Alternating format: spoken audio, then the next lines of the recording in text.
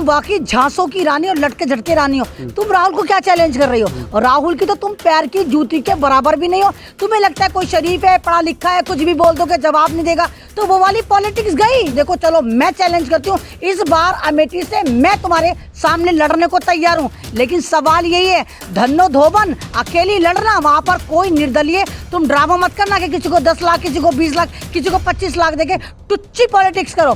तुम और मैं अकेले लड़ेंगे। तुम तो महिला कहती हो, तो अपने आप को महिला हो। आमने सामने का मुकाबला करेंगे, फिर मैं देखती हूँ बनी फिरती हो कैसे जीत कर दिखाती हो। राहुल तो बहुत दूर की बात है, मतलब खड़के जी ने कुत्तों को बदनाम कर दिया। अरे इनको कुत्तों से मिलाने की क्या जरूरत थी? कुत्ता तो वफादार होता है। खड़गे जी आपने बहुत मतलब बयान तो बहुत जबरदस्त दिया कि इनका योगदान नहीं था। मैं तो कहती हूँ इनके सर की जूं भी आजादी में नहीं मरी। कुत्ता गैंग नहीं, क्योंकि कुत्ता भी वफादार होता है। और किस तरह भड़क रहे हैं। अबे तुम्हें तो वफादार बता दिया खड़गे जी ने, तुम तो वफादार है, तुम तो बड़े सबसे बड़े गद्दार हो, तुम तो नाजायज औलाद हो। तुम देखो चाइना के साथ कैसे चमचे बन के कूद रहे हो। तुम वही हो जो अंग्रेजों का पेशाब पी के सुबह शाम कुल्ला करके कहते थे हम तुम्हारे वफादार हैं। जिसको तुम वीर कहते हो, वीर सावरकर, उसकी उस वक्त पेंशन आती थी। उस महावीर, हम बिल्कुल वीर है, बिल्कुल वीर है, वो माफी वीर है, वो माफी वीर है, वो गद्दार वीर है। वो सावरकर जो है वो, आप ये देखिए कैसे झूठ बोलती, मेरी बेटी का नहीं है, मेरी बेटी का नहीं है, मेरी बेटी को बदनाम कर, सोनी कक्की है, मेरी बेटी का रेस्टोरेंट नहीं है। और तमाम मीडिया सबूत के तौर पर दिखा रहा था इसकी बेटी का रेस्टोरेंट है। और वो मुस्टंडी की बेटी जो है वो आराम से बैठी भी कह रही थी हाँ हम काव भी बेचते हैं। तो ये तो मक्कार औरत, एक वो झूठ का जनरेटर इनका अब्बा है चाय वाला, और ये दूसरी झांसों की रानी लटका झटका क्वीन है जो लगातार झूठ बोलती है। नमस्कार, आदाब, सत श्री अकाल। आप देख रहे हैं द नेशन वॉइस। और जैसे जैसे ठंड देश में बढ़ रही है, वहीं सियासत का पारा बयानबाजी की वजह से बढ़ता ही जा रहा है भारत की राजनीति में। क्या कहेंगी मैडम, जिस तरीके से कांग्रेस नेता अजय राय ने स्मृति ईरानी को बोला है, जिसको लेकर सियासत में बवाल मचा हुआ है, क्या कहेंगे आप इस पे? देखिए या तो स्मृति ईरानी ये वाली बात क्लियर करे कि वो वाकई लटका झटका क्वीन नहीं थी। अब्बा उनके झांसों के राजा हैं, ये लटका झटकों की रानी है। और स्मृति की यही कहानी है। और हर घर में जो इन्होंने जो एक तरह का नैरेटिव सेट कर रखा है कि आ जाती उल्टा सीधा बयान दे देती हैं। अरे भाई क्या तुम लटका झटका नहीं दिखाती थी? क्या तुम रैंप नहीं करती थी? क्या तुम सीरियल में नहीं आती थी? क्या तुम नचनिया गवनिया नहीं हो?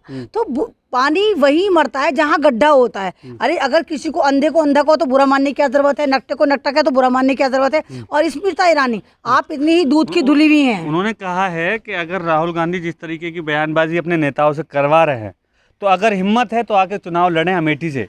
ये भी कहा उन्होंने जवाब देते हुए। लटके झटके रानी ने ये भी बोला। अरे लटके झटके रानी आप अपना हशर नशर भूल गई। जब सन 2014 में आप राहुल के अगेंस्ट वहां पर इलेक्शन लड़ी थी तो क्या धपड़धूस हुई थी, 1 लाख वोट से हारी थी। उसके बाद आपने और आपके अब्बा जान और एंड कंपनी ने जो वहां पर एक पॉलिटिक्स करी, एक ड्रामा रचा। शायद आपके व्यूवर्स को नहीं पता, मैं आज बताती हूँ। पूरा सर्वे हम लोगों ने करा अमेठी में जाकर।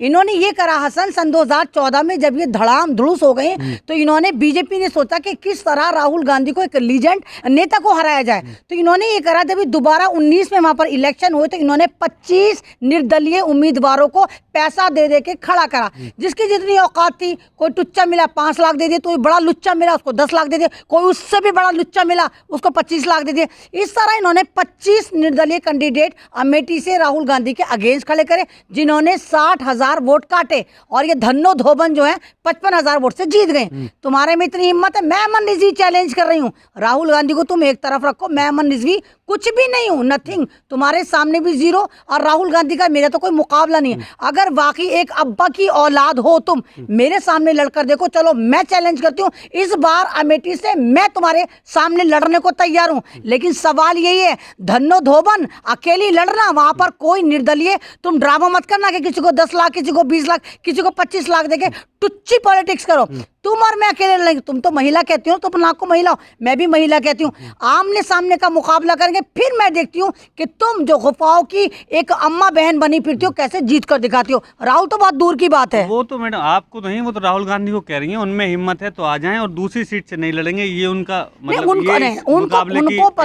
उनको पता ना, ये लटका झटका रानी। एक बात तो बताए, जो राहुल पे कहानी गढ़ रही है। तुम बताओ ना, तुम अमेठी क्या करने जाती हो? अमेठी में तुम्हारी बेटी ने, तुमने रेस्टोरेंट खोला खोला था, और जब काव की टंग गोवा में खोला था ना, अमेठी में जब प्रोटेस्ट हुआ था, मैं कह रही हूँ इन्होंने खोला था गोवा में, और अमेठी में जो इनके खिलाफ प्रोटेस्ट हुआ था, बड़े बड़े होर्डिंग लगाए थे, बड़े बड़े पोस्टर लगाए थे, और तुम्हारे गैंग ने, भगवा गैंग ने क्या करा था, रातों रात उनको फड़वाने का काम करा था। तो तुम तो वाकई लटका झटका रानी हो, तुमने सिवाय लटका झटका दिखाने के कुछ और नहीं करा। तुम वाकई झांसों की रानी और लटके झटके रानी हो। तुम राहुल को क्या चैलेंज कर रही हो? राहुल की तो तुम पैर की जूती के बराबर भी नहीं हो। तुम्हें लगता है कोई शरीफ है, पढ़ा लिखा है, कुछ भी बोल दो कि जवाब नहीं देगा। तो वो वाली पॉलिटिक्स गई जब खलील खां फाख्ता उड़ाते थे। अब कांग्रेस में करंट आ चुका है, कांग्रेस वाले और समझ चुके हैं कि पूरा भारत कांग्रेस की तरफ एक उम्मीद से देख रहा है। कांग्रेस को पता चल गया है कि इस भारत का अगर उद्धार करना है, भारत में इंसानियत बचानी है, भारत देश को बचाना है, इकोनॉमी बचानी है, संसद बचाना है, संविधान बचाना है, तो कांग्रेस को दोबारा आना पड़ा। और कांग्रेस जिस तरह जनता के लिए लड़ रही है, संविधान के लिए लड़ रही है, और एक ही नारा लगा रही है कि हम गरीबों के साथ हैं, हम महंगाई के साथ हैं, और जिस तरह भारत जोड़ो यात्रा ने इनके दांत खट्टे कर रखे हैं भाजपाइयों के, तो इनके दिमाग में बहरान चढ़ गया, ये उल्टे सीधे स्टेटमेंट दे रहे हैं। आप जिस तरीके की बात बयानबाजी कर रही हैं, वो माननीय सांसद हैं, भाजपा नेता हैं, सत्ता में। सांसद? हाँ। कौन माननीय सांसद? स्मृति ईरानी जी। ये माननीय सांसद है? एक लूट के खसोट के वोट लेकर तुम सांसद बन जाओ, तुम हम आपको माननीय सांसद कह रहे हो? अगर आपको याद होगा, ये वही माननीय सांसद है, अब बिल्कुल अभद्र सांसद है, जो भारत के प्रधानमंत्री मनमोहन सिंह को चूड़ियां भेजती थी। आप बताओ, भारत में इस वक्त मैं एक महिला हूं, क्या मैंने कभी मोदी जी को चूड़ियां भेजी?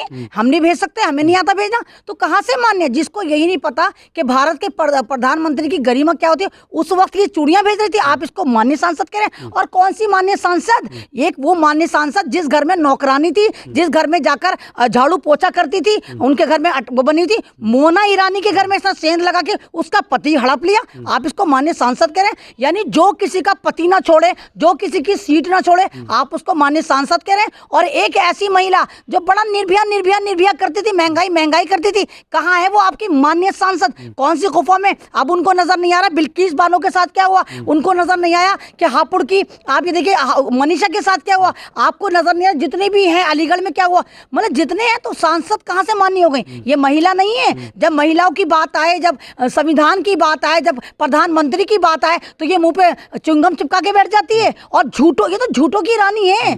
आप ये देखिए कैसे झूठ बोलती है, मेरी बेटी का नहीं है, मेरी बेटी का नहीं है, मेरी बेटी तो छोटी सी है, मेरी बेटी को बदनाम कर, छोनी कक्की है, मेरी बेटी का रेस्टोरेंट नहीं है। और तमाम मीडिया सबूत के तौर पर दिखा रहा था इसकी बेटी का रेस्टोरेंट है, और वो मुस्टंडीज की बेटी जो है फुटबॉल टाइप की, वो आराम से बैठी कह रही थी, हाँ हम काओ की जबान भी बेचते हैं। तो ये तो मक्कार औरत है, झूठी औरत है, झूठों की रानी है। एक वो झूठ का जनरेटर इनका अब्बा है, चाय वाला, और ये दूसरी झांसों की रानी लटका झटका क्वीन है, जो लगातार झूठ बोलती है। मैडम, कहा तो ये भी जा रहा है बीजेपी के लिए, आज मल्लिकार्जुन खड़गे ने बयान दिया है राज्यसभा में कि इनका कोई योगदान नहीं है भारत की आज़ादी में, इनके घर का कुत्ता भी उसमें नहीं मरा है। कैसे देखती है? मतलब खड़गे जी ने कुत्तों को बदनाम कर दिया। अरे इनको कुत्तों से मिलाने की क्या जरूरत थी? कुत्ता तो वफादार होता है। खड़गे जी, आपने बहुत मतलब बयान तो बहुत जबरदस्त दिया कि इनका योगदान नहीं था। मैं तो कहती हूँ इनके सर की जूं भी आज़ादी में नहीं मरी। आप मोदी जी का खानदान देखिए, तमाम इन RSS वालों का, चड्डीधारियों का बयान देखिए, स्टेटमेंट, इनका पूरा खानदान का शजरा निकालिए। आप नागपुरियों का बयान वो देखिए, स्टेटमेंट देखिए, इनके शजरे निकालिए, इनके सर की जूं भी नहीं मरी। हाँ, इनका गद्दारी में सबसे ज्यादा नाम है। जितने भी भारत में फ्रीडम फाइटर को मारा गया, कत्ल करा, कहां से? महावीर, हम बिल्कुल वीर है, बिल्कुल वीर है, वो माफी वीर है, वो माफी वीर है, वो गद्दार वीर है। वो सावरकर जो है, वो एक ऐसा आदमी जिसने भारत को ऐसी सोच दी थी। उसने क्या कहा था? उसने कहा था अगर भारत के दबे कुचले आदिवासी और मुसलमान अंग्रेजों द्वारा आजाद होते हैं तो मैं ऐसी आजादी की निंदा करता हूं, और मैं चाहता हूं हम सारी जिंदगी अंग्रेजों के गुलाम रहे। तो कुत्ते की मिसाल देके खड़गे जी ने कुत्तों की तौहीन करी। कुत्ता वफादारी का सिंबल होता है। कुत्ता कहते हैं ना,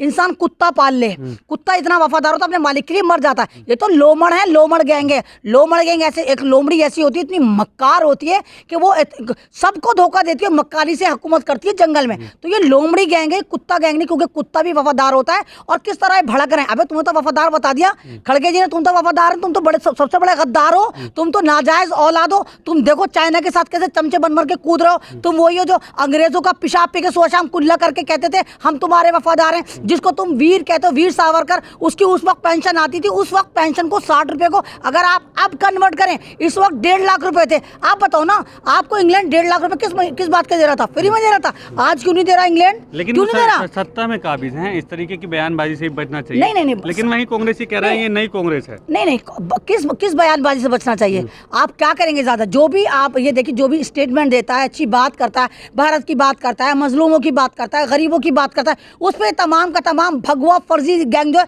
चढ़ जाता है। अभी आपने शाहरुख खान को देखा, शाहरुख खान को किस तरह ट्रोल कर रहे हैं, जबरदस्ती पाकिस्तान भेज रहे हैं। अरे भैया, हिंदुस्तान की इकोनॉमी को तुम उठाकर पाकिस्तान भेजो। अरे बेगैरतों की जमातों, शाहरुख खान से ज्यादा टैक्स जो है फिल्मों में कोई देता ही नहीं। शाहरुख खान एक इकलौता एक्टर है बेशर्मो जो हिंदुस्तान में सबसे ज्यादा टैक्स